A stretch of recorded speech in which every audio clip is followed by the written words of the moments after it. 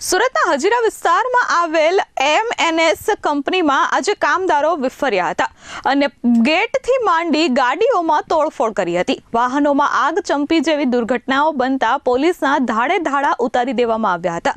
પગાર વધારાની માંગ સાથે અને પાણીપતના એક વાયરલ વિડીયોને બાબતે વિરોધ કરવામાં આવ્યો હતો।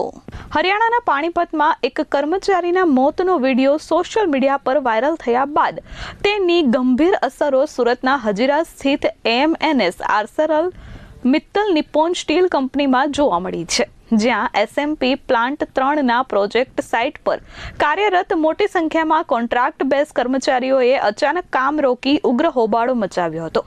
પોતાના પડતર પ્રશ્નો તેમજ પગાર વધારા જેવી વિવિધ માંગો સાથે વિરોધ પ્રદર્શન તેજ કર્યું છે। 10થી વધુ ગાડીઓમાં તોડફોડ કરી વાહનો સળગાવી દેવામાં આવ્યા હતા।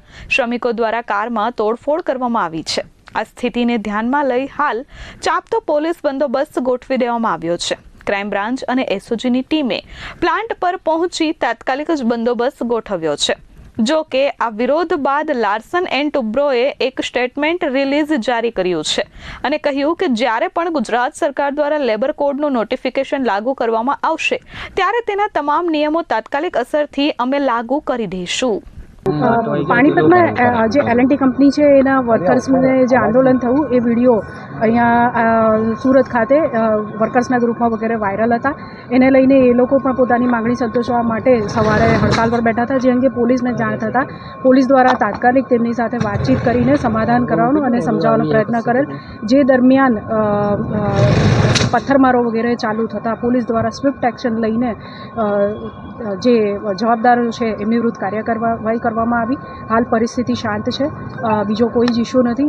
આ આખી કંપની જે છે એની અંદર પોલીસ દ્વારા કોમ્બિંગ કરી લેવામાં આવેલ છે અને જે જવાબદારો છે એમની વિરુદ્ધ એફઆઈઆર નોંધીને આગળની કાયદેસરની કાર્યવાહી કરવાની પોલીસની કાર્યવાહી હાલ ચાલુ છે। मैम कितनी गाड़ी को नुकसान हुआ यहाँ पे? એનું અત્યારે સર્વે ચાલુ છે।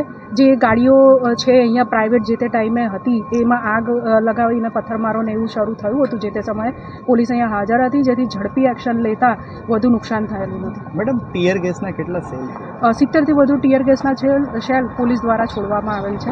ये हमारा शिफ्ट चालू था उस टाइम से। ये कितने बजे बवाल हुई थी? ये कंट्रोल रूम में राइट टाइम मिलेगा सर, फायर कंट्रोल रूम में आपको राइट टाइम मिलेगा। किस बारे में बवाल हुई थी? तो ये सर कुछ हम लोग आए तो मैसेज मिला था कि फायर हुआ है तो बुझाने, तो मैटर पता नहीं हमें क्या हुआ है। कितने कुछ फायरिंग भी करने में आई पुलिस की ओर से? वो पता नहीं सर, हम लोग तो इधर थे साइड में, प्लांट के अंदर हुआ। नाम? Chandrajit. Bureau report S24 news सूरत।